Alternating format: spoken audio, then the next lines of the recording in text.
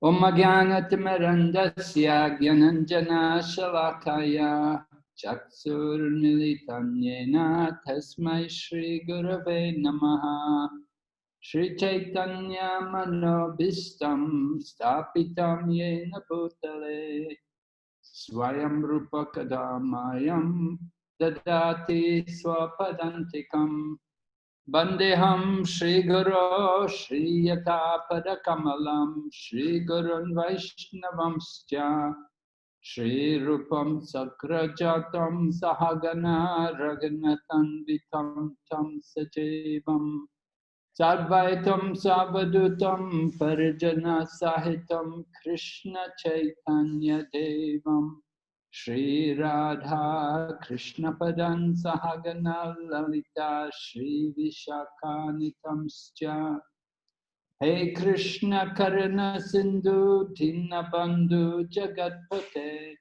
Gopesha Gopika Kanta Radha Kanta Namostate Tapta Kanchana Gorange Radhe Vrindavaneshwari Vrishamanu Sate Devi Pranamami Hari Priye Namam Vishnu Padaya Krishna Prestaya Bhutale Srimati Bhakti Vedanta Swami Niti Namine Namaste Saraswati Devi Kauravani Pracharine Nirvisesha Shunyavadi Paschatya Deshatarine Vanchakalpatarubhyascha Kripa Sindhu Bhayevacha Patitanam Pavanebhyo Vaishnavibhyo Namo Namaha Jai Shri Krishna Chaitanya Prabhu Nityananda Shri Advaita Gadadhar Shri Vasadi Gaur Bhaktavinda Hare Krishna Krishna Krishna Hare Hare Hare Rama Rama Rama Hare Hare. So we're speaking on the topic of pure devotional service. In this matter, we're going to begin by first of all speaking about what is not pure devotional service. This is a standard procedure when describing pure devotional service. Jiva Goswami begins first of all by describing what is not pure devotional service. We see within our Krishna consciousness movement a lot of devotees engaged in what they consider to be devotional service, but there are a lot of deviations also from the actual standard of pure devotional service. So we want to spend some time today, since we have 3 days. Today we'll spend the time looking at the different deviations which come in the form of devotional service. So one of the interesting pastimes of Sri Chaitanya Mahaprabhu in showing to us the importance of pure devotional service was in his cleaning, the cleansing of the Gundicha temple, the Gundicha Marjana pastime, right? Lord Chaitanya with all the devotees before Rati Yatra, they would go to the Gundicha temple and they would clean the temple so carefully. I'm sure you're all quite familiar with the pastime, how Lord Chaitanya, he didn't just clean one time, but he cleaned twice. And then he used his own cloth to clean the temple and to dry the temple.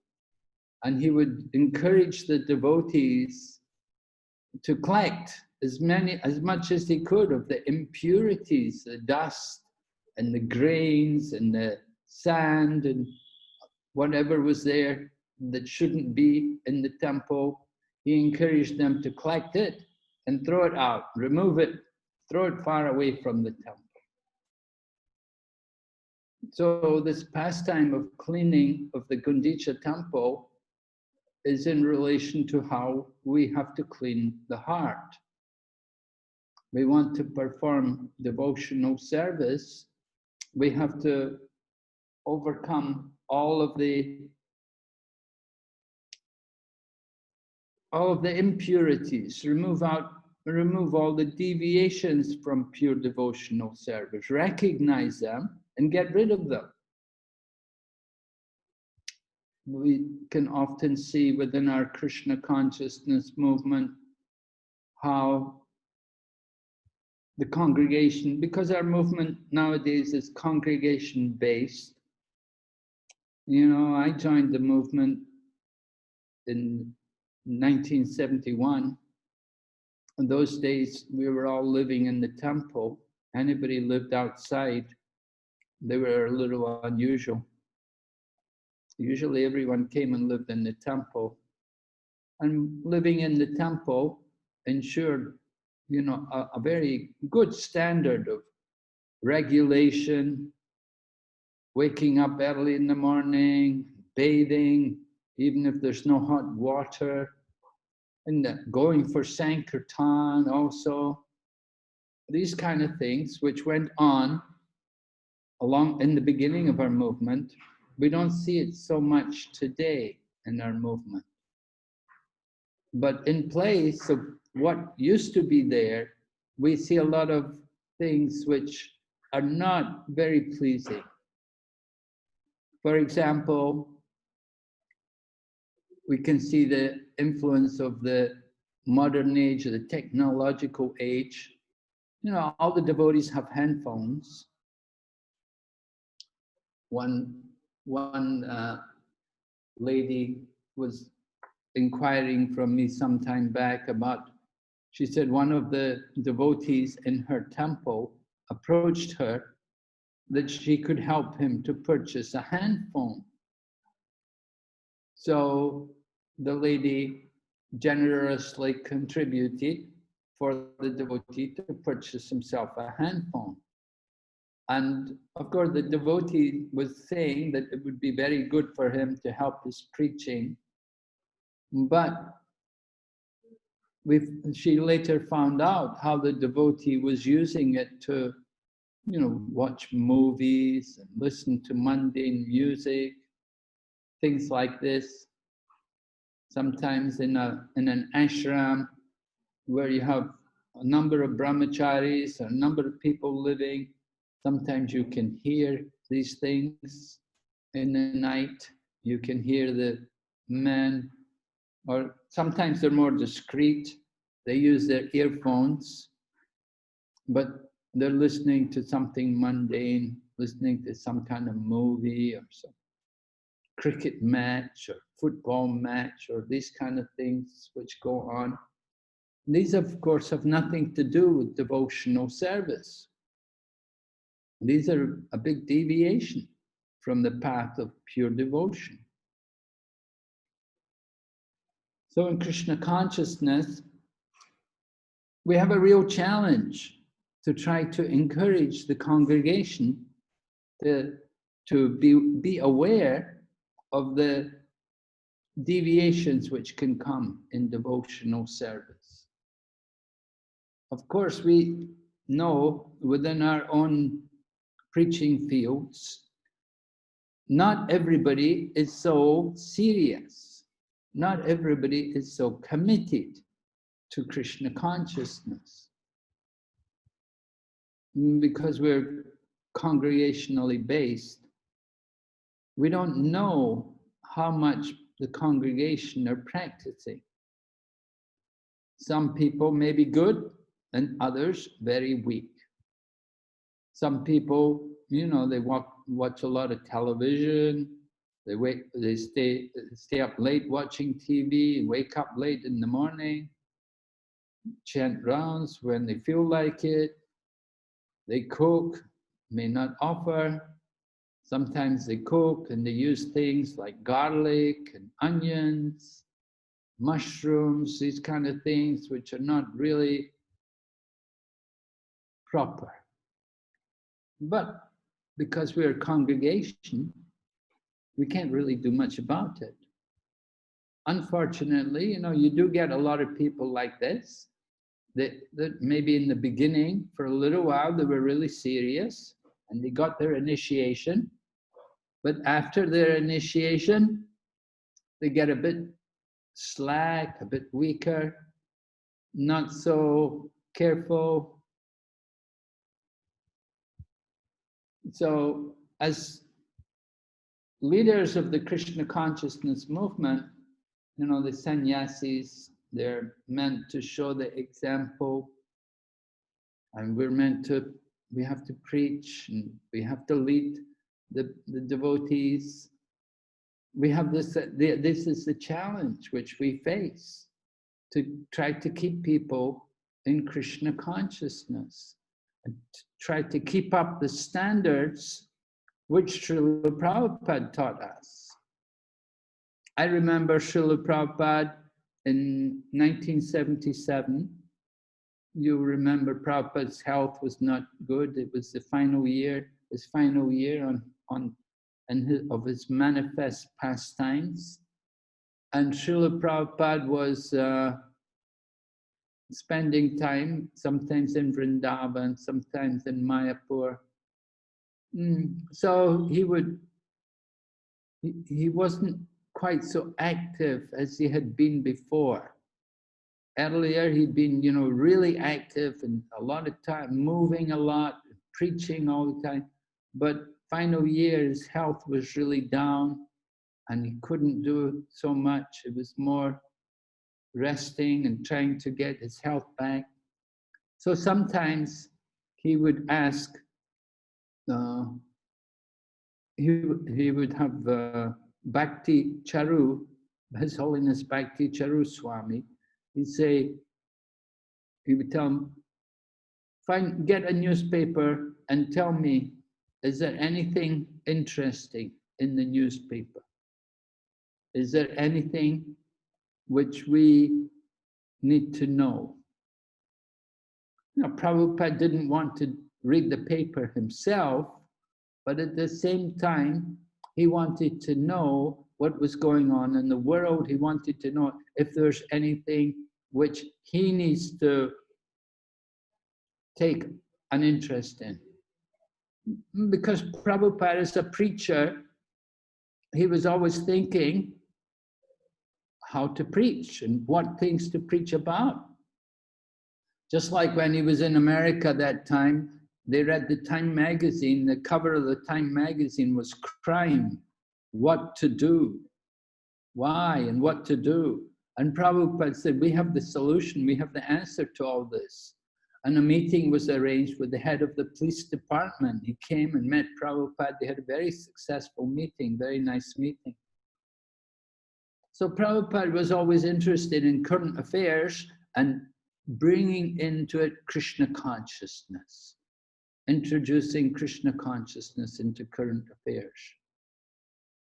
So similarly, people today, you know, they like to know what's in the news, what's going on, but often they're not able to dovetail it into Krishna consciousness. They don't have quite that expertise which Prabhupada had. I remember some years ago, His Holiness Jayadvaita Swami presented a course. I think it was in Vrindavan, or it may have been Mayapur, I can't remember. But anyway, the course was about how to utilize Krishna conscious philosophy in any modern current affairs topic. And anybody could come and give a topic from the newspapers, and Jayadvaita Swami would give the Krishna conscious perspective on it. So like that, Prabhupada also had the same mood. He liked us to be able to preach about all these different current affairs. So my point is that, people like to hear the news, but they don't often relate it to Krishna consciousness. If we just simply absorbed in the mundane news, then that's just Gramya Katha. It's not devotional service. We want to try to bring up our level of Krishna consciousness to devotional service. We want to bring up our consciousness, anyway, to devote that everything is in relation to Krishna, utilizing every aspect of the current affairs, the politics, the social, the history, whatever's going on in the world, see it all in relation to Krishna consciousness. And certainly with this pandemic going on here in the world today, it's a big preaching affair, big preaching opportunity for devotees. And we're seeing also ordinary people are interested, they want to hear, because they don't have any answers, they can't understand why it happened and what's going on. So it's a very good time for preaching Krishna consciousness, trying to give devotional service. This giving devotional service, of course, is one of the aspects of devotional service. Once we get the seed of devotion, we have to water that seed of devotion. Right? By some mercy, we contact the pure devotee and we get the seed of devotion. Maybe I'll just ask for some response here from the devotees listening, because I know you're all very senior men, you have a lot of are there other ways beside the mercy of the pure devotee by which we can get the seed of devotion? Would someone like to respond to that? Previous life. Continuing from the previous life. Previous life. I don't know about that. Previous life, you mean you may have been a devotee in your previous life, so you're attracted again to take up devotional service? Well, yes.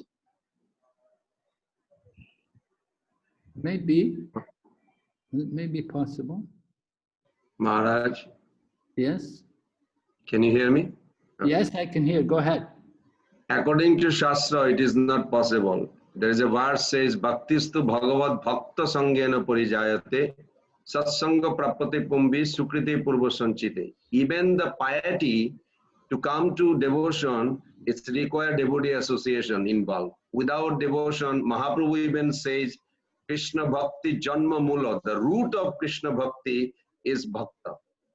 Without Bhakta, there is absolutely no connection with Bhakti. Well, to nourish the bhakti, we definitely need the association of the devotee. But Prabhupada does say that, he writes, for example, it's in that book about knowledge, renunciation. What is it? Vairagya Vidya? Yes, Vairagya Vidya. Yes, that book. Yes. So in that book, he writes that one can get the seed of devotion from the Bhagavad Gita. Simply from Bhagavad Gita, one can get the seed of devotion. And he also writes, Prabhupada also stated that we can, although it may be rare, but we can get that seed of devotion simply by the mercy of the Lord. But getting that seed, once we get that seed, to actually cultivate that seed, there has to be the devotee. The devotee's presence, the pure devotee, to nourish us, to help us, to nourish and bring that seed, allow that seed to grow and to flourish We have to have the association of devotees. But Maharaj, I have a question on that. Okay? Even for Bhagavad Gita, without devotee, there would not be Bhagavad Gita published or given to public. Well, yes, you can say that. Yeah, you can say that you need the devotee to print the Bhagavad Gita. And even Krishna's mercy. Yes, Krishna can do it directly, but generally we never see that unless some devotee opened the temple or some devotee had some arrangement where Krishna gave the mercy. Devotee is always involved. Yeah, indirectly they're involved, but the seed of devotion is coming from the Bhagavad Gita. It's coming from the words of the Bhagavad Gita. It's not, the devotee, you could say, is instrument, but the actual cause of the seed of devotion is the Bhagavad Gita. Okay. Or the book, right? Yes. So a little distinction there. Okay, so anyway, we get the seed of devotion, and then that's certainly good fortune. Brahmanda Paramite Kunya Bhogyavan Jeev Guru Krishna Prasadi Pai Bhakti Lata Beach. We got the Bhakti Lata Beach, but there's also the Karma Lata Beach, there's the Jnana Lata Beach. These kind of things. The Anyabilasita Bhakti Anyabilasita Lata Beach. These kind of seeds are all there. Not so desirable. Not desirable at all. The one we want is the Bhakti Lata. And we have to be able to distinguish between what is the weed and what is the actual plant.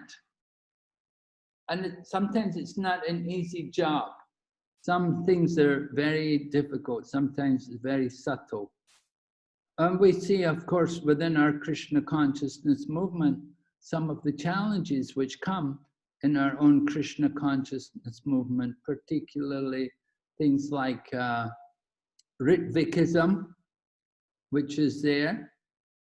And, these Ritvik people, they're very convinced that, they're right. That this is what Prabhupada wanted. We're doing what Prabhupada wanted. They have very strong conviction. And because they're getting some success, because they're getting money's coming in, they're getting some financial resources, and they can do a lot of work, a lot of things. They're getting achievements, recognition from the government and so on. So they're thinking, you see, we're right, we're successful. So it must be right. But philosophically, it's all wrong. It's not really the way it's meant to be at all, because they've gone against the instructions of the founder Acharya. They're saying that you can go directly to Prabhupada, although Prabhupada is no longer physically present. So this is one kind of deviation which is there, which is something we're always confronted with, especially in India, preaching in India. The Ritvik movement is quite prominent here. They have that Akshaya Patra program. And it's a problem. And then you've got other things like, you've got devotees who were in ISKCON, and they were initiated by Prabhupada maybe, or by some senior Vaishnava in ISKCON, and then they go off to Gaudiya Math. And they say it's the same. It's not different from ISKCON. We're all preaching the message of Lord Chaitanya, and we're serving Prabhupada. And these kind of people, they like to come around ISKCON and try to influence the members in ISKCON and try to convince them that, you don't have to just stay in ISKCON, you can come to our temple also. You can come to us and hear better than you will hear in ISKCON. So these are different threats which come by way of devotional service, challenges. And these challenges, we have to expect these kind of things to come up from time to time. Even when Prabhupada was present on the planet, there were challenges. There were threats. We had the Gopi Bhava movement in Prabhupada's time.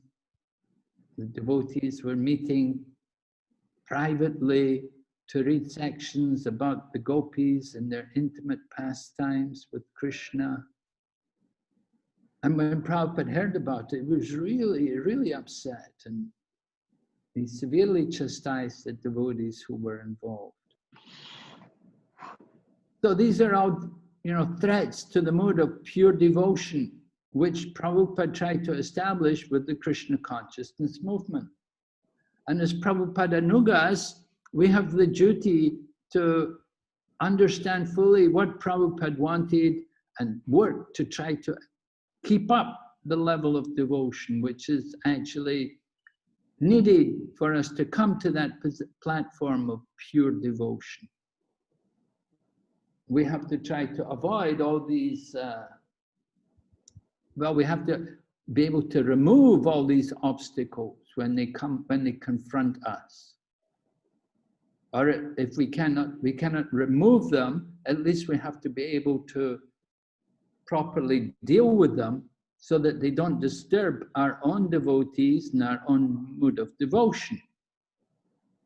So this requires, we have to know very clearly Srila Prabhupada's instructions and his teachings on this matter. Any comments? I have a question, Maharaj. Yes. According to Bhakti Rasamrita Sindhu, it looks like that the two way the mercy is manifesting, as you are emphasizing, one is through the devotee, one is through the Bhagavan, Krishna. And that is also divided into three categories. If I recall, Alokdan, Harda, that infuse in the heart by glance. Mahaprabhu did that when he was going to South India. But then in Krishna's story, we see that Krishna did not deliver the Pandavas, Kauravas or all these 640 million in the beginning. He could have just, he was present. So it is the mercy, am I supposed to understand that it is actually up to his willingness to deliver or not deliver? Of course, Krishna is the supreme independent Lord. He has his own will. What is his plan? We cannot impose our thinking on Krishna. Ultimately, everything is his plan. But at the same time, we have Krishna's teachings also. Just as we have Prabhupada's teachings, we have also Krishna's teaching. What does Lord Krishna want? Lord Krishna wants us to preach the message of devotion.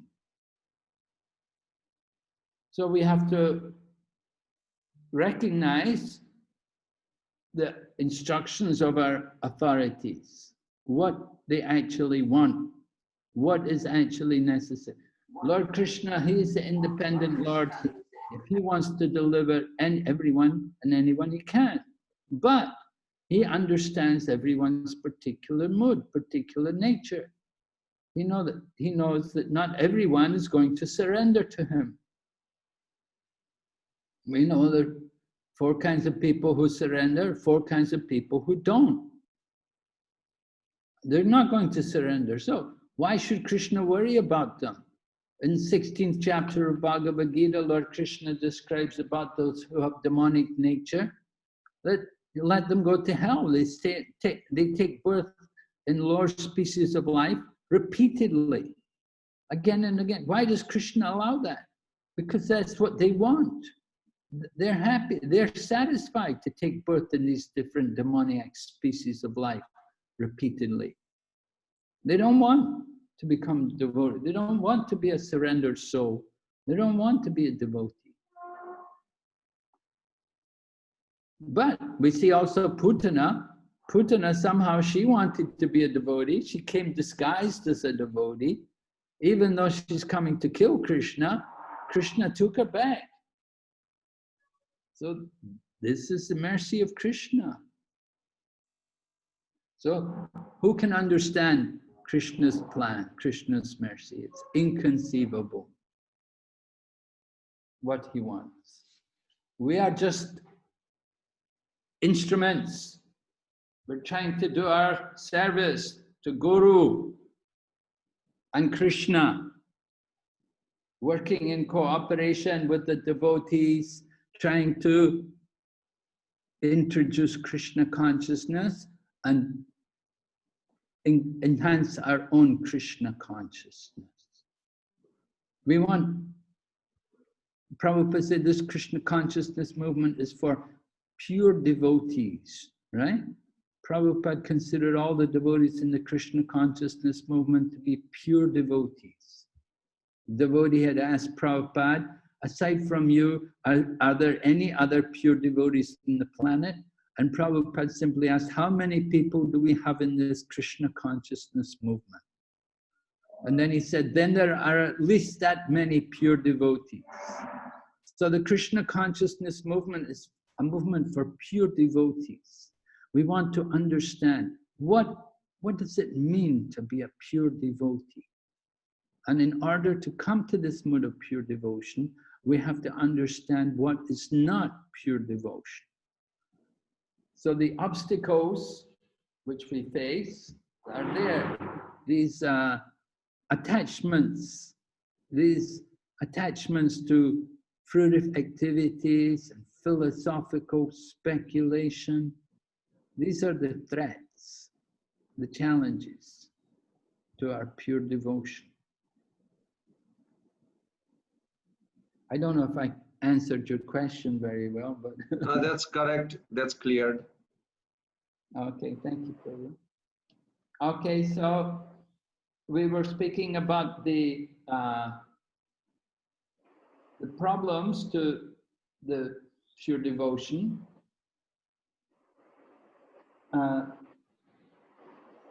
The threats there, this karma beach and the jnana beach. The desire for material enjoyment, desire for liberation. So we want to cultivate the actual seed of devotion. And we want to cultivate this, without this desire for fruitive activities, without thought of liberation, simply thinking about loving Krishna, developing that mood to love Krishna. Therefore, of course, knowledge is very important. Without knowledge, then how can we develop love for Krishna? We have to know about Krishna. We have to have cultivate this relationship with Krishna. It's so important nowadays trying to get people to read the books. A lot of propaganda going on. The new Minister of Education, Prabhu, is doing a wonderful job propagating the need to read Prabhupada's books and getting different devotees, very senior devotees, to speak about their realizations on the importance of reading Prabhupada's books. And some people may feel, well, it's not really important, or I read them all, I've gone through them, you know.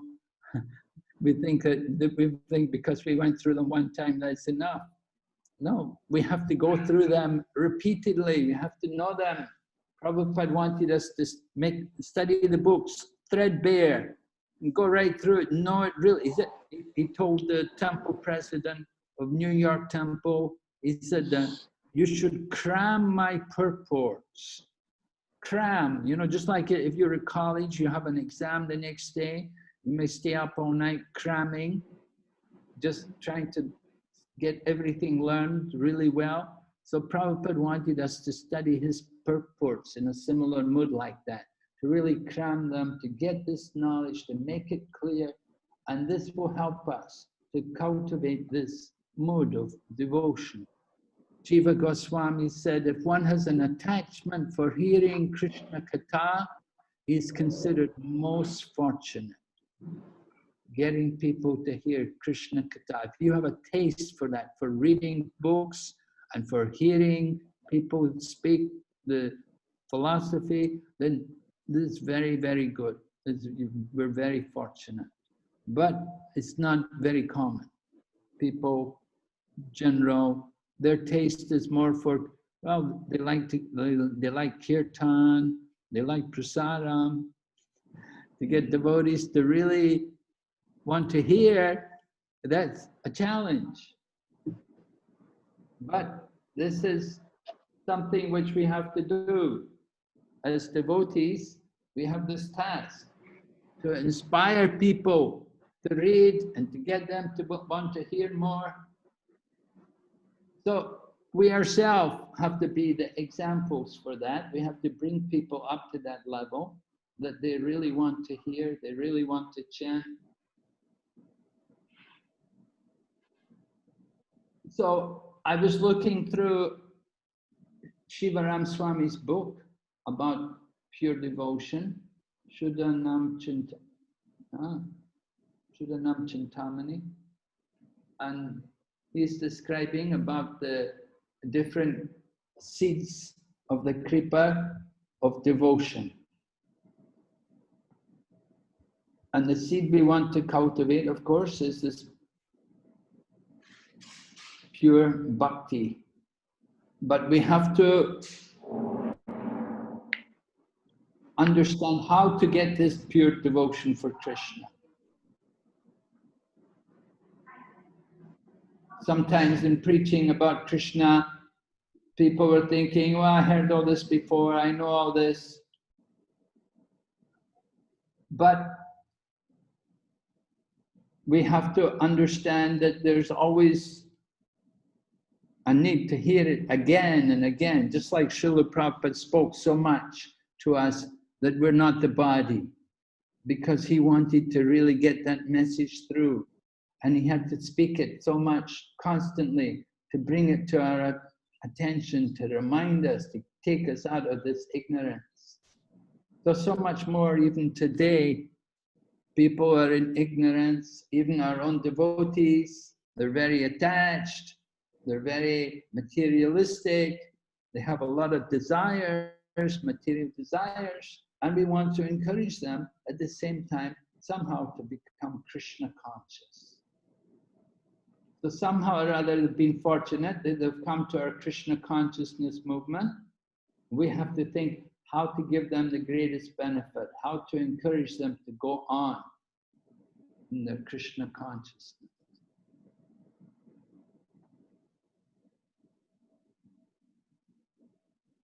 So what is actually the qualification? We see that there are different levels of devotees. The Madhyama devotee is generally considered the preacher.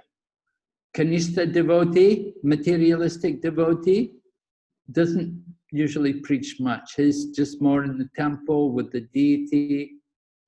And somebody on the highest platform, the Uttama Adhikari, he thinks everyone's already engaged in Krishna consciousness. See, he also doesn't bother to preach. And so in order to distribute Krishna consciousness, one has to come to the intermediate stage, the Madhyama level. One on the Madhyama level, he will make distinctions. He will offer his worship to the Supreme Lord. He will be friendly with the devotees. He will give mercy to the innocent, and he will avoid the atheists or the blasphemers. He will just neglect them. He doesn't have interest in them, because if he will try to approach them, generally they'll just become more offensive. They're not going to hear. They don't want to hear, and they don't appreciate the fact that you're coming and disturbing them. So the Madhyama Adhikari, his job is to give Krishna consciousness, and he will consider who is the right person, who are the people who are best suited to receive this message. Just like we see Lord Chaitanya, that after he took sannyas, he decided to go to South India. And Srila Prabhupada explains that one of the reasons why he went to South India was because it was a better field for him to distribute Krishna consciousness. That the people in Bengal were all busy in the worship of demigods and so many other things, and it was not very suitable field for preaching. Chaitanya Mahaprabhu had challenges there. The students themselves had become antagonistic towards him, so much so they were even threatening to beat him. So therefore he took sannyas and left there. But he went to South India for preaching. And similarly, Srila Prabhupada went to America for his preaching, to begin his Krishna consciousness movement. He'd been trying to preach in India with no real success. But then he considered that he should go to the West, and he got much better response. And wherever he saw that people were responding nicely to the Krishna consciousness movement, then Prabhupada would put more attention there. Just like Australia was another place which responded very well to Srila Prabhupada's preaching. And Srila Prabhupada sent some of his senior devotees there to Australia to establish the preaching more, and Srila Prabhupada also visited there several times as well, because he saw the field to be very, very good there for preaching. At least in Srila Prabhupada's time, it was a very, very good field for preaching. But Prabhupada also told us, don't think that everywhere you go, you make devotees. It's not going to be like that. Some places you may go, you'll find it very difficult to get devotees. People will join, very rarely you get people joining. So we do have countries like that. It's some places very difficult to recruit devotees. But still, we continue to maintain our centers there, and we keep preaching there. And we also try to distribute the books.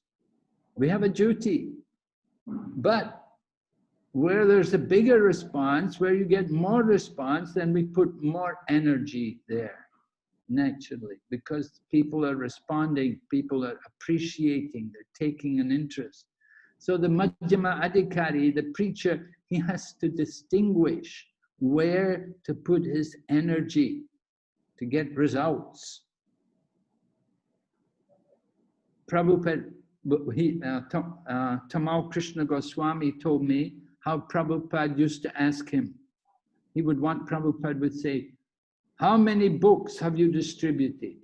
How many new devotees have you made? How many properties have you acquired? So this was Prabhupada's concern in our preaching Krishna consciousness. He wanted to see that there's some results coming. Not that we're just there and we're chanting Hare Krishna and nothing is happening. Nobody's coming. There's nobody coming to the temple. No books being distributed. Oh, we're just happy here, Prabhupada. We go out and chant, and we have a nice prasadam, but nobody comes to the temple. We haven't made any devotees. Then what's the point? Of course, some people would stay there. Some people have to stay there, but if Prabhupada saw not much interest, the people not taking much interest there, then Prabhupada himself was not so much interested. But he would encourage the devotees to stay there and gradually create the field for preaching. Just like I work in China. So Prabhupada gave instructions to Tamal Krishna Maharaj about how to organize the preaching in China. Now Prabhupada knew Chinese people are materialistic, and it's an atheistic country, it's a communist country. Communism means atheistic, it means no, they don't like religion. And Prabhupada knew it would be difficult to do anything there. But Prabhupada encouraged Tamal Krishna Maharaj. He said, you send the books there, and in this way, you create the field for preaching. If we distribute the books, people will get some knowledge. They'll start to understand. They'll start to think a little bit about it. And this way they'll become a bit more aware of what is Krishna consciousness or who is Krishna. Because they didn't know anything, never heard of Krishna, never heard even of yoga practically in Prabhupada's time. But Prabhupada wanted us, you get the books there somehow, you get the books, just like with Russia also the same thing. The books made the field for the preaching, arranged for the books to go in there somehow, even though, although these communist countries are very strict about what is printed and what is distributed. They don't want us distributing our literature. But somehow you have to find a way. And in the times of the USSR, before the opening up of the Soviet Union, the devotees somehow managed to smuggle a lot of books into Russia, and they did manage to print books also secretly, illegally, and it created a very big field for preaching. Of course, there's still obstacles. It doesn't mean that everybody's a devotee in Russia. There's a lot of obstacles there, very difficult. These challenges are always going to be there. But Prabhupada understood that this is a sign that Krishna consciousness is bona fide, because the demons will oppose it. These people who are demoniac, they will certainly be worried when they see the Krishna consciousness movement coming. It's a threat to their hedonistic life, to their life of sense gratification. They know we're threatening their sense gratification, and they don't want us to come in there. So how determined we have to be to come in and preach Krishna consciousness. So we have to have that faith that Krishna consciousness is there within everyone. But at the same time, some people are ready to receive it and others are not. We want to give mercy to these people who are ready to receive it. So the Madhyama devotee, he can do that. He can make that distinction. He sees the people and he will give them transcendental knowledge, help them to come to Krishna consciousness. So in Bhagavad Gita, Lord Krishna describes 4 kinds of people who who do surrender to Krishna, right? Somebody can quote the verse for me. Chaturvida. Someone knows this verse? 4 kinds of people who come to Krishna consciousness. Chaturvida bhajante mam jana sukritin arjuna artha jigyasu jnanicha bharata rishabh. Yes, right. So are any of them pure devotees? No. No, right. What are they? What kind of devotees are they? They are in distress. Sakama bhakta. Okay. They are also Jnani. But yes. In next verse, Krishna also said later on that Jnani, if it is more inquisitive with the devotional mood, it will be more higher than other 3. Kesam Jnani Nitya Jukta Eka Bhakti Vishesha. So there is a distinction even amongst those 4. Which one's higher? The Jnani, one who is inquisitive mentality with the, if they adopt devotion, will be more higher, advancing. The one who comes in search of knowledge. Like Sonaka, they approach to Sutta Goswami. They come from that background. Well, inquisitiveness, Lord Krishna says that the one, he describes that the one who comes in on the basis of knowledge, he's considered the best.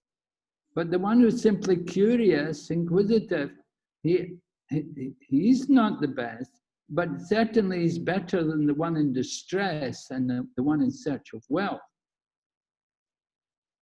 But he's not better than the one who came with knowledge, like the 4 Kumars who come to Krishna consciousness. They come for knowledge. But the one who is curious, he's still on the level, is still karma misra bhakta. It's not, Lord Krishna himself does say, like, of the one who comes in knowledge, he's considered the best. Right? Of course, Lord Krishna also says it takes time. After many births and deaths, one who is actually in knowledge surrenders to me. But that one who comes in knowledge, he's better situated. Why is he better than the other 3?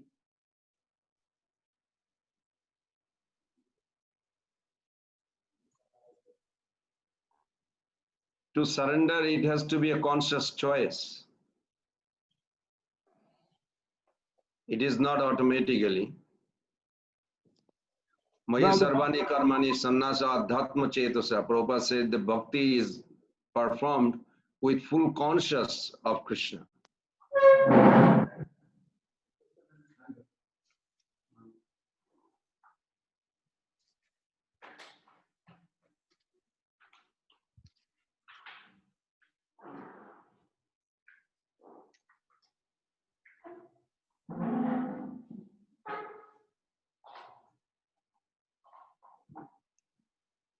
Yes, surrender.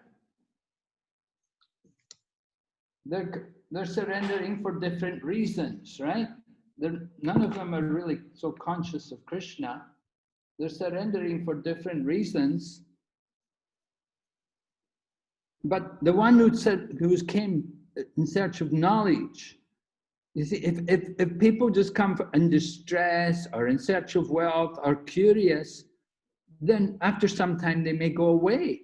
Unless they come to the platform of knowledge, they'll just go away. They'll give up Krishna consciousness because they've just got some, just some material interest. They have some material purpose. And after some time, they just go away. We had one boy, he was coming, he was so curious, he had so many nice questions, and then he just stopped coming. So I met him again after some time. I asked him what happened, why you don't come anymore. He said, oh, I have no more questions. Yeah. So, just being curious, it's a good start, but you have to go on from there. You have to take the knowledge, you have to accept that knowledge. Without coming to that platform of knowledge, then you're not going to get the real mood of devotion. So that's why we have so much emphasis on trying to educate devotees, having courses, teaching, everyone. And even the sannyasis, you got the sannyasis also studying and teaching, want the sannyasis also to be well prepared, to go out in their fields, teaching, preaching. Maharaj, I have a question. Since you are hitting the subject on Gundicha Marjan beginning and then different level of devotees, in one purport, Chaitanya Charitamrita Prabhupada said that Sahajiyas are bad, and then he says it is worse when our people takes on that. Can you elaborate on this little bit? He says Sahajiyas are bad, but it is worse when our devotee will take that. When our devotees will take that, means that some devotee will be acting as the Sahajiya within the movement. Oh, Sahajiyism within our movement. Yes, that's very bad. Yeah. Can you elaborate a little bit, so we can see the symptom within me so I can purify? Sahajya means somebody who takes something very cheaply. And so they may take very cheaply that mood of being a bhava bhakta or being a prema bhakta, that mood of ecstasy, they may take very cheaply, and they may imitate, they may roll on the ground, they may behave like that, they may display some kind of ecstatic symptoms which are not really genuine. So that would be Sahajism. Therefore, we have standards about these things in Krishna consciousness. If someone wants to display some ecstatic symptoms, they shouldn't do it in public, they should do it in private. You don't want to display make any show of these things. Jiva Goswami mentions in the Sandarbha about one should be very cautious, never publicly revealing his spiritual position, and keeping his realizations to himself, not just simply expressing everything in public to the ordinary people. We know Lord Chaitanya, he only discussed the confidential topics of Krishna consciousness with very intimate devotees. But for the general mass of people, it was Sankirtan, simply the chanting of the holy name. But when it came to hearing Krishna Katha, he would be with his very intimate devotees. Ramananda Rai, Swarup Damodar, Sikhi Mahiti's sister. Lord Chaitanya, of course, also would regularly go to hear from Gadadhar Pandit. Gadadhar Pandit would read Srimad Bhagavatam to him. So, not only these people, but Lord Chaitanya is very cautious about what things should be heard publicly. At the same time, he wanted the message of Krishna preached, and he sent Lord Nityananda everywhere to go door to door with Haridas and tell everybody, read the books about Krishna, chant the name of Krishna and worship Krishna. So, is there a contradiction there? Is it contradictory that on one hand, Lord Chaitanya is very careful, cautious about what he's discussing and who he's discussing with, but at the same time he's telling Lord Nityananda and Haridas, go and preach everywhere, tell everyone about Krishna. And similarly, the Korma Brahmin got told, Yari Deki Tarikao Krishna Upadesh. Yeah? So, Lord Chaitanya wanted the message of Krishna distributed, but not that we have to distribute all the confidential pastimes of Krishna. That would be wrong. So one has to know what to preach and what should be distributed. So Sahajism is where people don't understand these things. They take everything very cheaply, and they want to bring the highest thing down to the lowest level.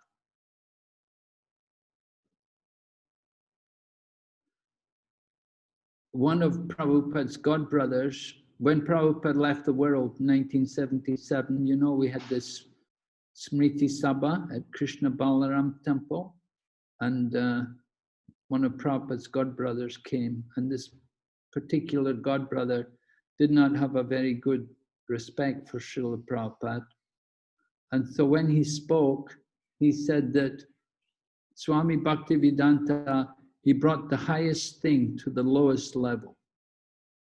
In other words, he was, you know, he was openly criticizing the devotees that, you know, that you Krishna conscious people, you're all low class, you're uneducated, uncultured, you're the lowest level. But Bhaktivedanta Swami brought the highest thing to you. He had said like this, and he said, my disciples were telling me that I should go to the West, but I told them I wouldn't like to preach to all these people, to these kind of people, and look at the kind of people Bhaktivedanta Swami has brought here.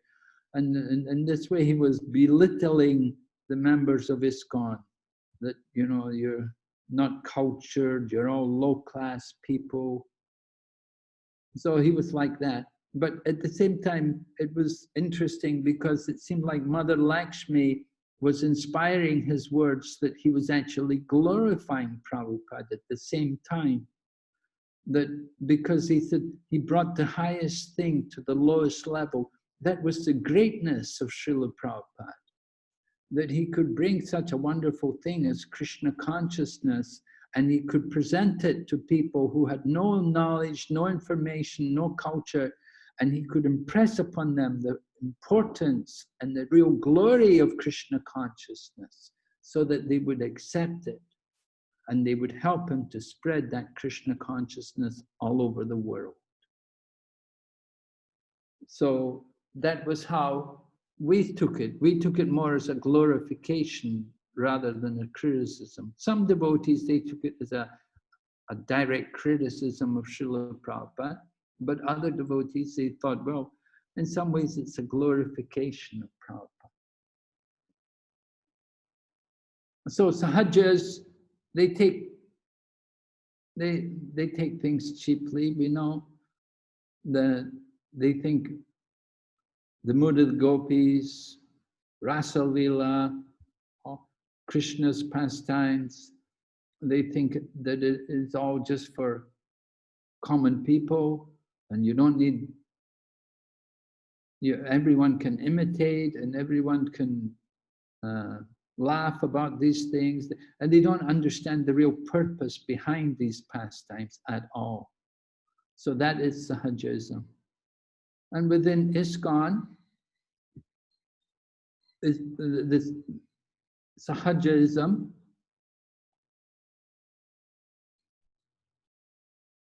I don't know, can you tell me how you see Sahajism in ISKCON? What is your own particular experience of it? Have you seen a lot of Sahajism in ISKCON? I would not say a lot, but I am in the West almost over 35 years, and sometime I don't want to judge Maharaj, but what I hear that they do nice kirtan. They are not interested of chanting japa or hearing from advanced devotees. They're just interested of doing kirtan, and after the kirtan, they say, now we'll have a more higher taste, and they go into some kind of smoking. I don't want to particularly say any name, but most of the leaders, even in West, they are familiar, or they at least heard it. So I don't know, it could be. Well, there are good and bad elements everywhere. We have to recognize these bad elements, and we have to restrict and control them. There has to be some standards. In some places they're more strict, and I don't know about what goes on in the West, because I'm preaching in the East the last 30 years. So although I'm from the West, I don't know what goes on in the West nowadays, but I do hear a lot of things, and I see some pictures, and I know there are definitely some problems. Things are not quite the way which we would really like them to be. You know, we had one young boy from Hong Kong. He went to the West and he got introduced to drugs. That's with the temple devotees. From the just going to the temple, he was introduced to drugs somehow. So that's a serious problem. Yes, Maharaj, you hit the point, yes. So these are very serious problems. So it's a management problem. People, management have to be on top of these things, and they have to be very careful and try to restrict these people. Exactly what kind of people who come there and perform and do kirtan. We should be a little sensitive. We should be a little careful. That it's not just that they're good musicians, but they have to actually show the proper devotional qualifications before we let them come and do their kirtan or even speak sometimes. They should show the proper qualification. They should have the right standards in sadhana. That's also important. And chanting the holy name. So, yeah, you may call that sahajism if you like. Open deviations from the real standards of Krishna consciousness. Okay, so I wanted to go on. Now, I do have a little PowerPoint here. Prabhu, can I share the screen? Yes. What do I do? Click on share screen, is it?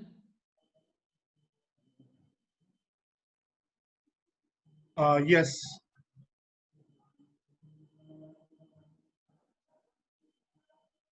Now, it said that you've disabled. You have to open it for me. I want to show the PowerPoint. Just a second. It said I'm disabled. I'm not able to. Can you please check now? No, it's still saying host disabled. Attention. Screen sharing.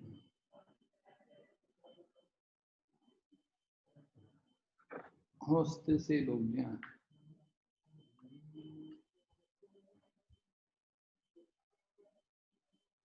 Just give me 1 minute. I'm just enabling it.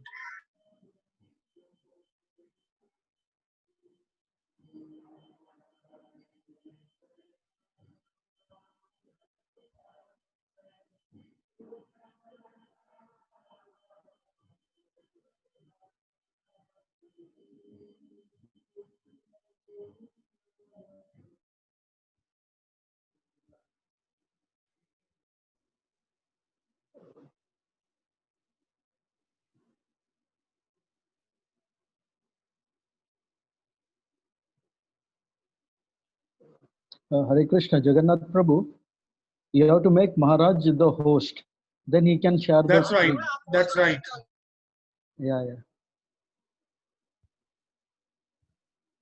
So if Maharaj becomes the host. Yes. Yes.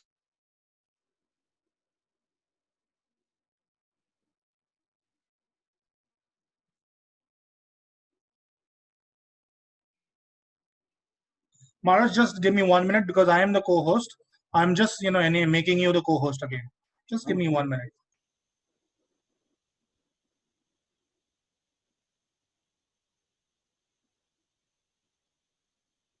In the meanwhile, you can continue, Maharaj.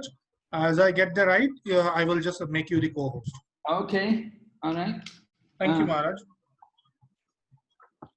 I wanted to go on in with the PowerPoint projection. I want to introduce the 3 types of bhakti which were described there by Jiva Goswami, which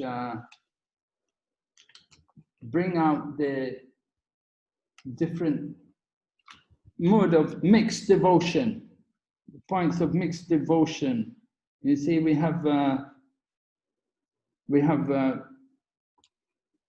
devotion which is like a cloud, and we have devotion which is also mixed or reflective.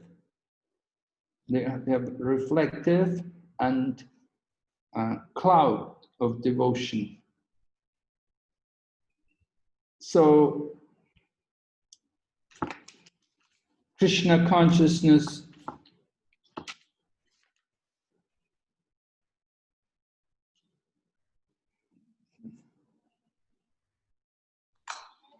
Okay, Maharaj, you can share the screen now. You are the host. Okay, let me see. Okay, yeah. Mm.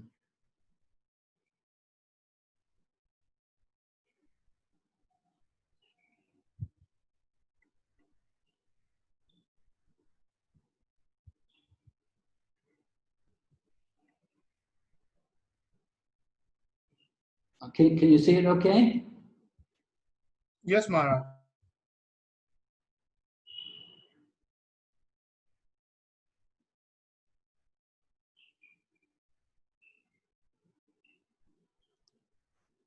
Okay. So the objectives here.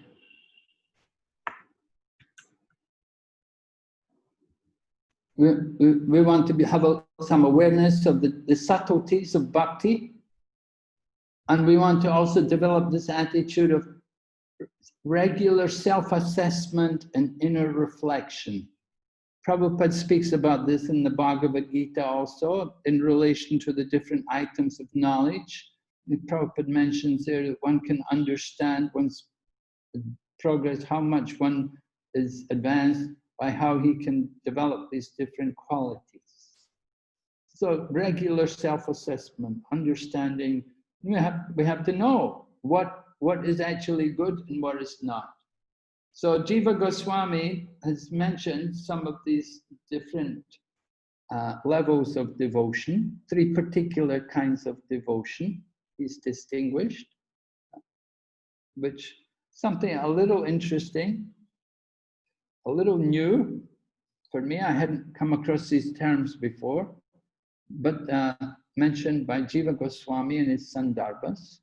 First one's called Aropa Siddha Bhakti, right? Aropa. Now the Siddha here doesn't mean perfection, but it simply means accomplishes, right? And Aropa meaning attributes.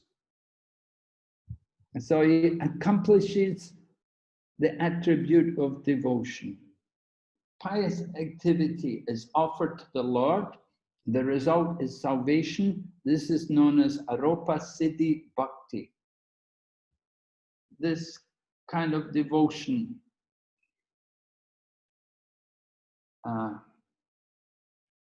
offering, you do some kind of activities. We're offering some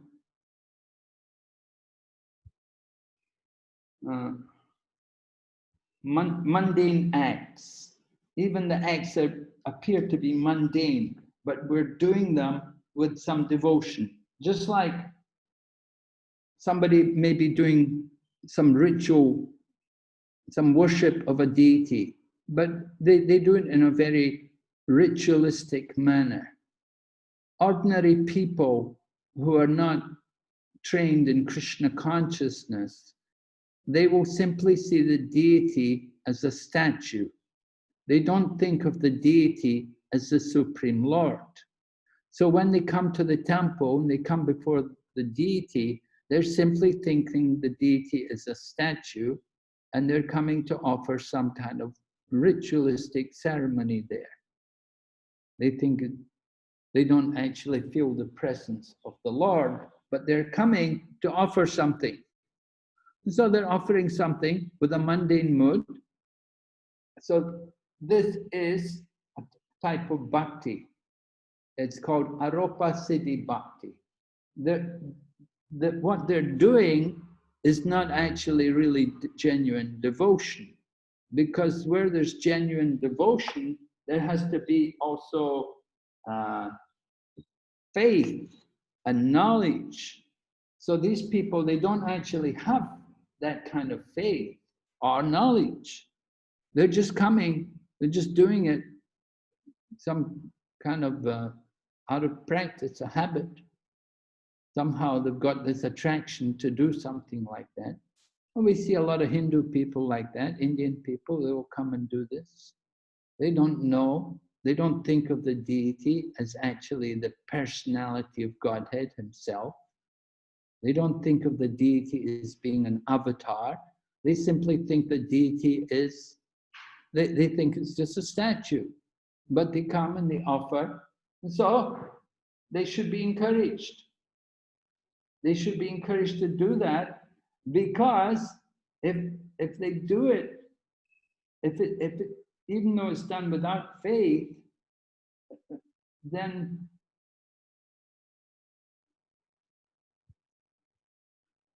it will help them to become regulated in the rituals.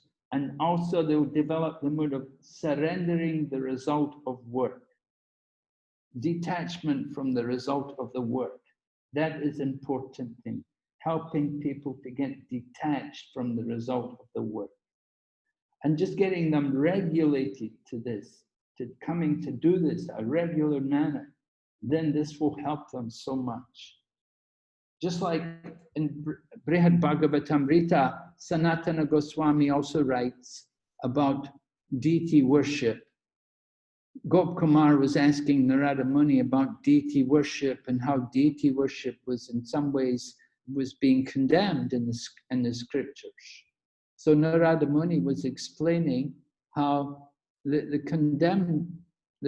condemnations of deity worship is for those who are worshipping the deity in totally the wrong manner.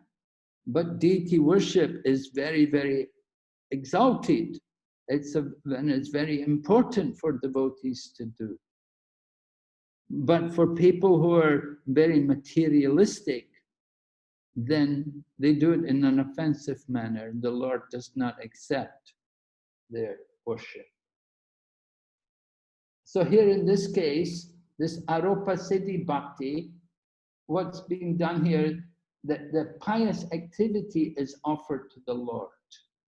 So because they're offering something to the Lord, so that's surrendering the result. That's helping them to cultivate detachment. And because they're doing it, if they do it regularly, then this will gradually purify them. And it will make them steady. They'll advance gradually on that path of pure devotion.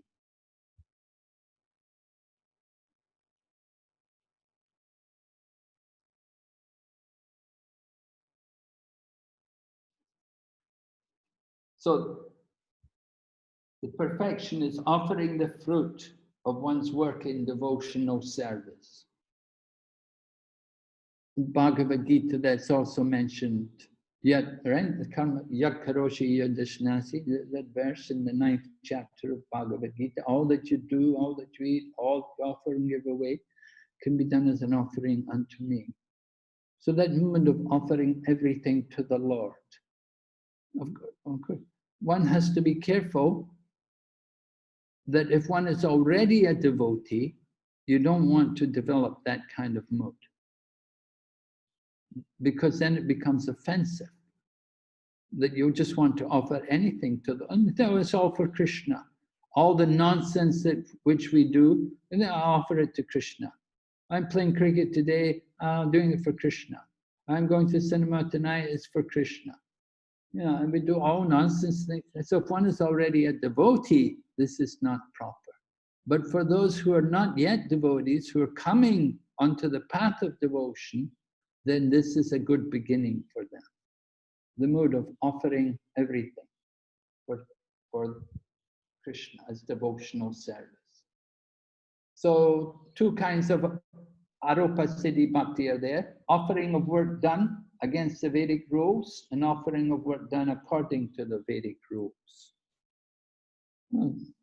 Some people know the Vedic rules, some people don't.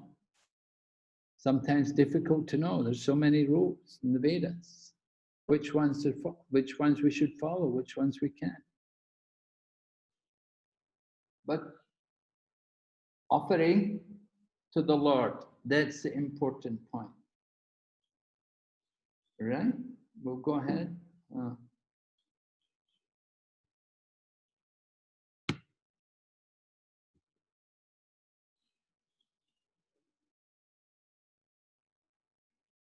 Then the second type of bhakti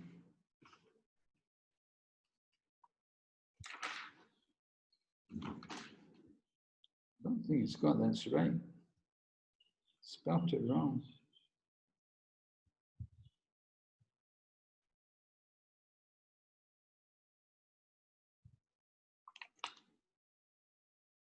This should be Sangha Siddhi Bhakti. I have to correct this, there's a mistake here.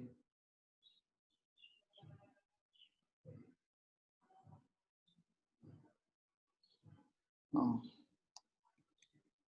Anyway, I'll correct it later, but this, it just says Siddha Bhakti, it should be Sangha Siddhi Bhakti. Sangha Siddha Bhakti. Sangha Siddha Bhakti. When devotional service is accompanied by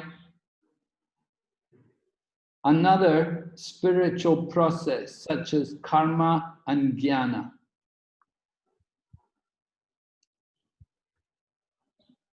So we see sometimes when somebody may have some devotion, he may have other qualities which he thinks are also very important in the path of devotion. In this regard, the example is given about in Chaitanya Leela, how the one man was there, the brahmachari, who only ate fruit and milk, and he wanted to see the kirtan of Lord Chaitanya. So he pleaded with Srivas Thakur, please, I want to see the kirtan. At this time, Lord Chaitanya was having the kirtans in private, and they didn't want any non-devotees there. But this brahmachari was pleading again and again. He would come and ask Srivas Thakur, and Srivas Thakur knew that this man was a good brahmachari. He didn't have any nonsense, no faults in his behavior, very good character. He lived on milk and fruit, even didn't cook any food, and strict brahmachari. So he said, all right. He said, you can hide behind the curtain, the curtain. So he was hiding behind the curtain, and Lord Chaitanya came and began the kirtan, but after some time then he stopped. He could not enjoy the kirtan. And he said, there must be somebody here. Is there some intruder here? Somebody who should not be here. And so hearing this, then the brahmachari came out and he was pleading his own case. He was saying, you know, I'm a brahmachari and I live on milk and fruit, etc. And I just wanted to see you dance. I just wanted to see your kirtan, hear the kirtan, join the kirtan, watch the kirtan.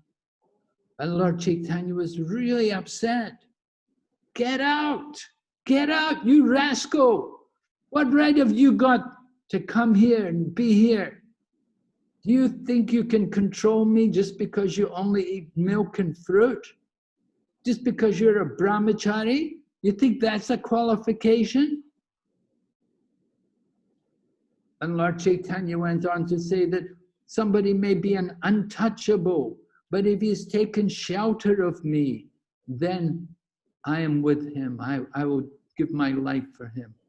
But if somebody is a sannyasi and they're not with me, they've not taken shelter of me, then I don't want anything to do with them, even though they may be greatly renounced. The gopis were not very renounced. Gajendra was not renounced. Why do you think you're so great? Just because you're renounced. Renunciation is not what pleases the Lord. The Lord is pleased only where there's genuine devotion.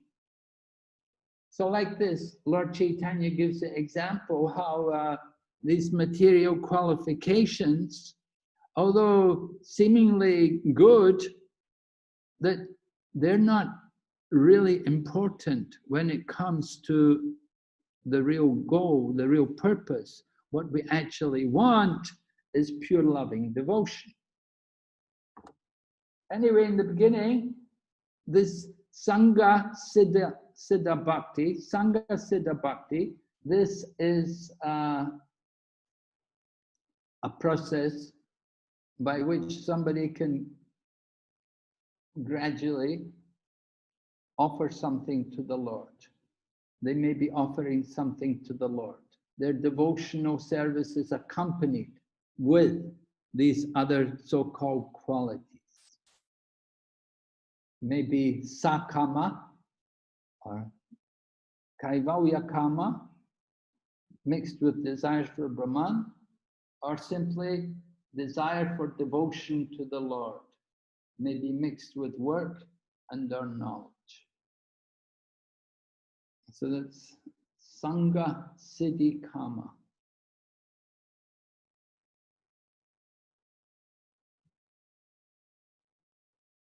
And then the third kind of devotion, which is mentioned by Jiva Goswami, is Swarupa Siddhi Bhakti, which is actually pure devotion, meaning devotional service which doesn't depend on anything else. And different names are given: Nishkama, Nirguna, Akinchana, Haituki, Shuddha, Kaivala. And the idea of Swarupa Siddhi Bhakti is there's no longer any trace of karma or jnana. Devotees fully fixed in devotion to the lotus feet of the Lord. So this kind of devotion is characterized by things like hearing and chanting. So this is what we emphasize in our Krishna consciousness movement. Hearing and chanting. Lord Chaitanya gave great importance to the hearing process over everything else. We want to emphasize hearing. You have to hear. And when he was discussing with Ramananda Rai, you remember that conversation where Ramananda Rai was asked by Lord Chaitanya to give some verses from the scriptures about the goal of life. And Ramananda Rai began with Varnashram, and then Karmarpana, and then Swadharma Tyag, and then Karma, Jnana Mishra Bhakti, and Lord Chaitanya was rejecting them. But actually, they were okay. There was nothing wrong with them, but it wasn't what Lord Chaitanya wanted to hear. Lord Chaitanya wanted to stress the mood of pure devotion, the mood of unalloyed pure devotion. But Ramananda Rai was going through a progression, like a progressive path to the pure devotion. So Lord Chaitanya came to present the Sankirtan movement. He wants everyone to join the Sankirtan movement, to engage in the hearing and the chanting. And in this way, everybody can do devotional service. But we know, of course, not everybody's able to take up Sankirtan. Not everyone's able to absorb themselves completely in the Sankirtan movement. For some time, they can do Sankirtan. We've seen in the history of ISKCON, we had a number of devotees come, and of course, for some time they do Sankirtan. They're very happy, and certainly they get a lot of purification, but they can't keep it up. At some point, they drift, they go away, their material desires come up, or they just get restless, they go off, they want to do something else. So that's why different processes are there, different levels of devotion are there, because not everybody's the same. But we see certainly in Prabhupada's time and the ISKCON movement, the program was Sankirtan. Everyone should go and join the Sankirtan. And Prabhupada liked, everybody out on Sankirtan, join the Sankirtan as soon as possible. And Prabhupada knew if they're doing that, then certainly they're making a lot of advancement. And those who did it, they have that to their credit, that they did that. They did great service for the Sankirtan movement, and that's to their eternal benefit. But somehow, for different reasons, one reason or another, they've not completed, they've gone away, they've gone back into the material world, sometimes a little separated from ISKCON, sometimes even a little bitter. Sometimes they feel, oh, you know, I gave the best years of my life to Krishna. I was doing Sankirtan, distributing Bhagavad Gitas, and now I'm old and I've nothing. I'm helpless. You know, who's going to help me? Who's going to take care of me? So these kind of problems do come up. So we want to recognize the needs of different devotees and try to take care of them, try to make sure everybody can find a place in the Krishna consciousness movement. As Bhavananda used to say that this astrologer had told him, when he saw Prabhupada's picture, he said, oh, this man can build a house in which the whole world can live. And Prabhupada, when he heard that, then Prabhupada was very pleased. He liked that very much. He said, yes, this is my dream. Prabhupada wanted very much to give everyone a place in the Krishna consciousness movement. But we have to recognize everybody's capabilities, the different levels of engagement. And therefore, these different levels of bhakti and devotion are there. We see mixed devotion, we see a shadow of devotion, and we see pure devotion. Now, the Krishna consciousness movement is really meant for pure devotion, but not everybody is able to come up to that level of pure devotion. But certainly sannyasis, we do want to show that example of pure devotion, selfless commitment to the service of Krishna. Right? Are there any questions on this?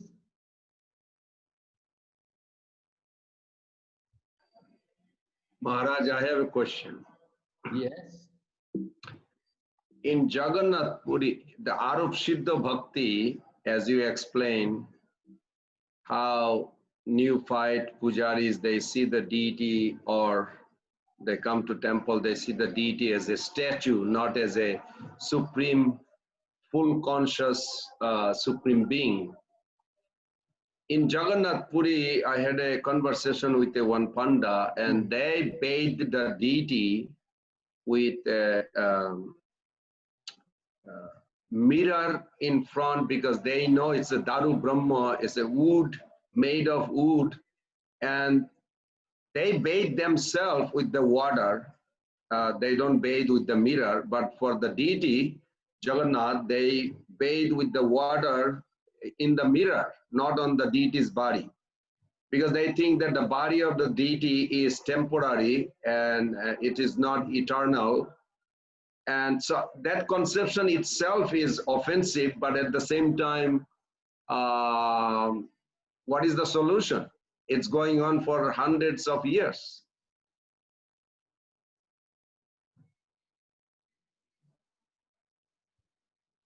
Hare Krishna.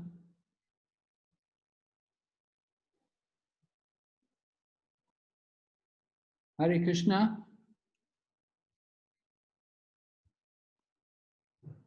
Maharaj? Yes, can you hear me? Yes, I can hear you. Okay. So what is the solution to this problem? You're asking me to solve the problems of the Jagannath Puri temple? Hare Krishna, can you hear me? Yes, we can hear you, Maharaj. Yes, Maharaj. The Prabhu who asked the question's not there? Yeah, I'm here. Okay. So,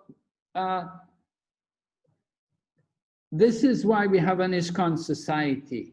We want to show people what is real deity worship.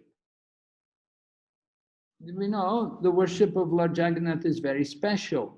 Ramanujacharya came there, he wanted to change everything, he wanted to reorganize, do it all differently. Lord Jagannath threw him out to Kurmakshetra.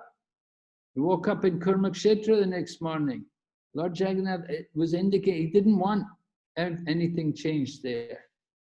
So it's a very old tradition, and we have to respect the tradition, even though we may not agree everything which they do and how they do it. But anyway, you know, the worship of the Lord is going on. There may be some things which we don't like, we don't approve, but we have to appreciate how many years they're worshipping and how glorious the worship is. We have to see the good. You know, it's easy to find faults. This is not done, that's not done. You know, people did that a lot with Prabhupada. They criticized so many things. Oh, this is not right. No, no, how you can bring the deities here? You've not got Ganga water. Oh, so many things they would say. But see the good. See what is being done.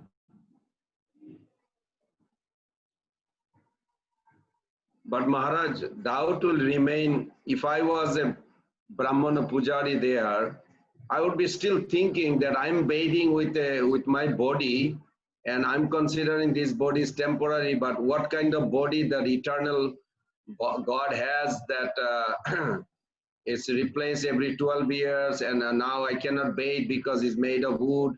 How to perceive that vision that it is eternal form? It's not like spiritualizing, it is spiritual form, Satchidananda, as Mahaprabhu says. Can you give me some illumination so I can purify my heart? Well, Gopkumar didn't have this problem when he went there. When we read about Gopkumar going to Jagannath Puri, you know, he loved it, you know, and he went on and became the king of Puri, and he was able to take part in some different ceremonies with Lord Jagannath. You know, he had very sweet memories of Lord Jagannath all the time. So we have to become inspired by hearing about Lord Jagannath's pastimes. You know, it's not an eye exercise. Deity worship, you don't see with the eyes. We have to see with the heart. We have to see with the vision of the Shastra. The Shastra Chaksus, see through the eye of scriptures. Just like you go to Vrindavan and you just see dirt everywhere, and you see so much garbage, and you see, oh, it's not hygienic, oh, it's so filthy. Mr. Trump was just saying, you know, India is so filthy, you know, he couldn't see with spiritual vision. He doesn't see through the eye of Shastra. But we as devotees, we are trained to see through the eye of scriptures. So when we look at the deity, we see the deity through the eyes of the scriptures. Acharya Vishnu Shiladir Guru Shur Vaishnave Jatir Buddhi. Right? We don't see the deity. It's not just some image. We have to understand the deity is an avatar. He's actually an incarnation of, or we could say he's directly the Lord himself. The Lord has come in the deity form, but the Archa Vigraha. He descends into the deity by the grace of the pure devotees. The pure devotees invite the Lord to appear in that deity form. So we have to see these things in the proper mood, according to scriptures. Otherwise, certainly we will be bewildered. If we see everything, as if, you know, what's done and what's, you know, oh, we'll think, oh, this is wrong, oh, this is wrong. You know, people have all these things about our ISKCON movement also. Just like I was saying, people criticize us as devotees. All these Hare Krishna people force people to buy their books, you know, these kind of things. They forced me to become a life member. I became a life member, and then I came to temple. They didn't let me stay 3 days. They said there's no guest house. These kind of things, you know. We get so many complaints. But what is being done? See what is being done. See the good. We have to be like the bee. Take the nectar. Don't be like the fly and go to the sower. there may be some things not right, and not what we would like to see. We don't like to see how they worship. They don't like to, okay, yeah, we know. But how glorious it is that hundreds of thousands of people can come there and they can all get prasadam. And every year they put on such a wonderful Rati and build such a big chariot every year. It's inconceivable. You know, we struggle to build one chariot for our temple. You have a chariot, you know, it's a lot of money, and you get one chariot, and you keep that one chariot for years. But there in Jagannath Puri, every year they build 3 chariots, and they're so huge. It's inconceivable. You know, we have to see all the wonderful things which go on there. But if you want to look at all the bad things, then you can always find bad things. That's everywhere. But see through the eyes of scripture, that's very important. See the deity with love and devotion. Don't see with our eyes. It's not an eye exercise. So we have to develop. Prabhupada, of course, as a child, he developed love for Lord Jagannath. He had that very deep attachment for Lord Jagannath. So therefore, when he went to the West, Lord Jagannath appeared, and he started the Rati Ashram and encouraged it to go. Now we have so many Jagannaths. Of course, this is not popular. This hasn't made us popular in Jagannath Puri. And the Panjas, they really don't like it. And I heard they even burned images of Prabhupada. They were so angry with him. They say he's not following the process because we don't do Rati Yatra on the actual day when it's supposed to be done. So that was their criticism. Anyway, you see, we are the Sankirtan movement, Lord Chaitanya's movement, which is incorporated in ISKCON by Srila Prabhupada. It's the Sankirtan movement. It's completely transcendental. It's not just some ritual, you know, a particular day you have to do this. And, no, we can't do it like that in the West. We could never have Rati Yatra if we have to do it on a particular day.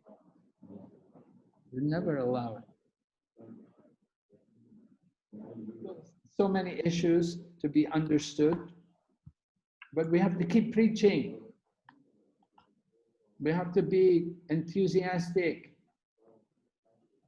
I was hearing Jasomati Nandan Prabhu, he was telling how he went to a very big Mayavadi sannyasi to invite him for the opening of the temple, ISKCON temple, Krishna Balaram temple in Vrindavan. And Prabhupada had sent him to invite this big Mayavadi sannyasi, I think it was Dangri, Dangri Maharaj. Anyway, yes. Jasomati Nandan went there, and, you know, or maybe it was Karpatri. And anyway, big sannyasi, he said, no, I won't come. Karpatri, isn't it? Yes, Maharaj.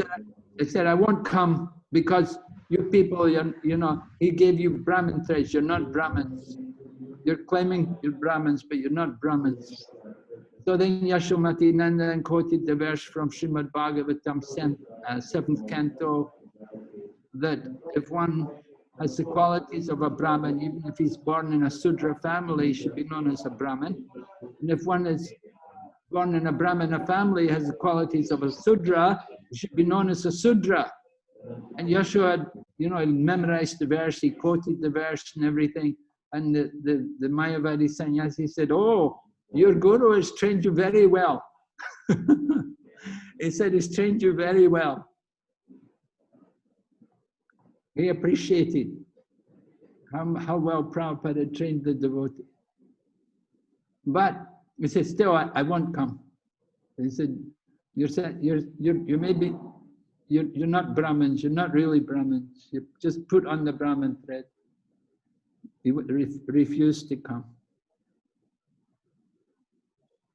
And then he went to another person who was one Gaudiya Math sannyasi, and this Gaudiya Math sannyasi said, "Oh, your Swamiji, he knows business. He was a businessman before joining, so he knows business. So he knows how to attract all you people. That's how he's successful, because he was a good businessman before. He brought his business skill." So when Yashomati Nandan came back and told Prabhupada that, Prabhupada was so upset. He said, "Just see," he said, "he's a sannyasi and he thinks it takes business to attract people, to give them Krishna consciousness. He thinks you have to be a businessman."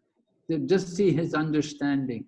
He's supposed to be a sannyasi, and he's just simply thinking, because I was a businessman, I used my business skill to attract all of you. He cannot see all the preaching, all the books which I've done. He cannot see all the temples we've opened and deities we've installed. He simply thinks I'm a businessman. Just see, what kind of sannyasi is this? So like that, there will always be critics to the Krishna consciousness movement. We have to be able to show the proper example and to know what we're doing and be convinced about it with firm faith to push on the Krishna consciousness movement despite all the obstacles.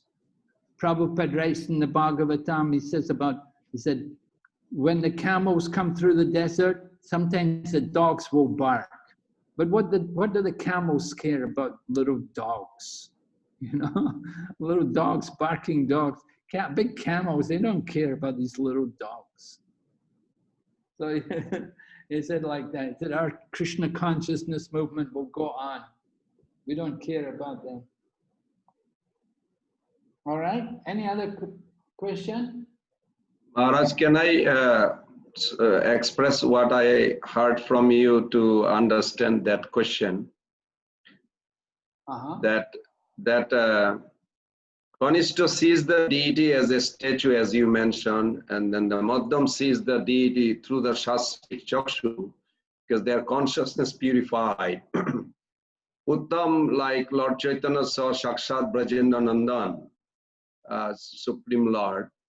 So as a ordinary conditioned soul like myself, if I have a hold on to that Shastrik vision, that it is supreme absolute truth, eternal form, I may not understand, but by the power of devotees like you, advanced devotees, and Shastra's faith on Shastra, eventually my consciousness will purify and I will start seeing that as that statue is eternal form, Supreme Personality of Godhead, and gradually it will be established in the heart as a eternal Supreme Lord. So I have to keep on going on sadhana and hold on to that faith of Shastrik vision and the associate with the advanced devotee. Am I correct? Yes, I think that's pretty much it, Prabhu. Yes. Okay. Thank you, Maharaj.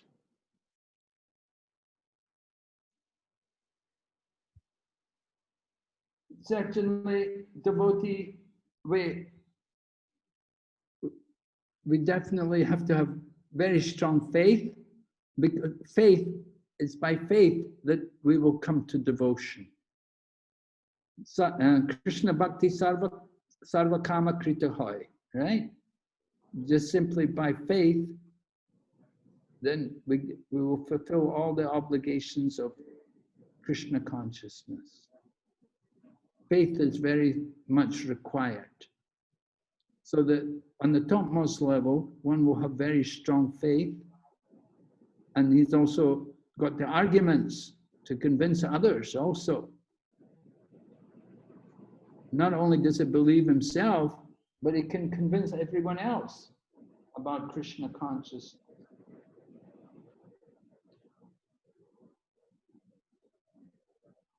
Maharaj, can I ask you one question related to that? Yes. I noticed that Radha Govindaji temple in New York, where Adi Keshav Maharaj expressed that they changed the dresses a couple of times. So Prabhupada responded that you must be feeding them very well, and the deity is gaining, the waist is little bigger. That means they're well fed. So that's very nice hearing that Prabhupada's reciprocating with the devotees, devotional, causing the deities to express their growing. But at the same time, when Radharani's finger broke, automatically the question arising in the heart, in the mind of the devotees, that eternal form, how to understand. And of course Prabhupada says you can replace new deity, or I mean I'm saying from the material point, because I come from a material point, that how to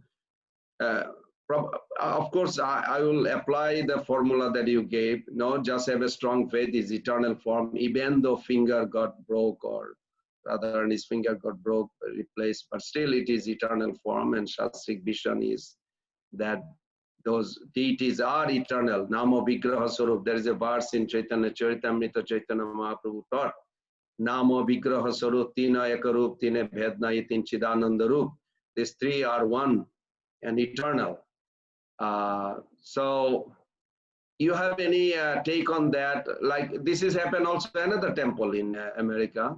I just don't want to mention the name, where that actually there was a little crack on a finger of the Lord.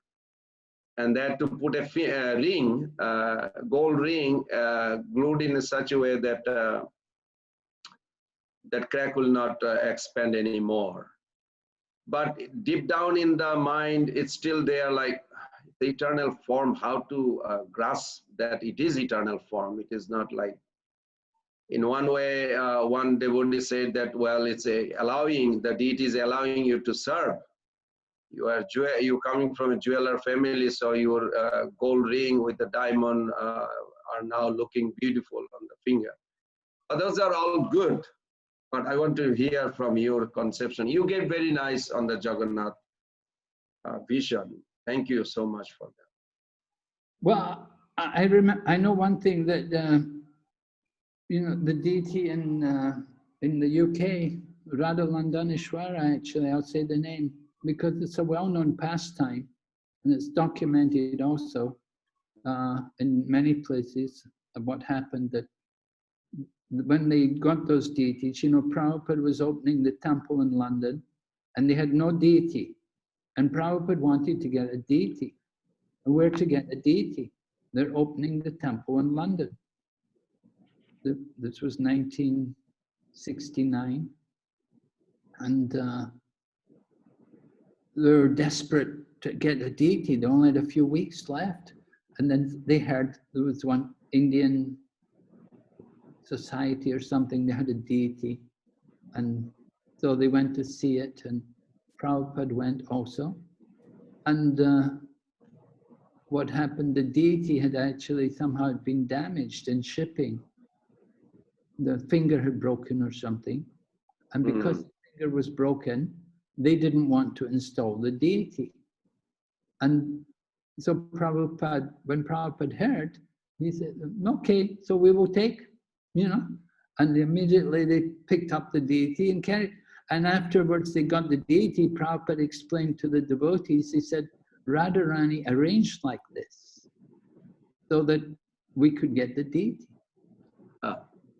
He said it was all the arrangement of Radharani. The broken finger was her arrangement, just so that we could get the deity for the temple there.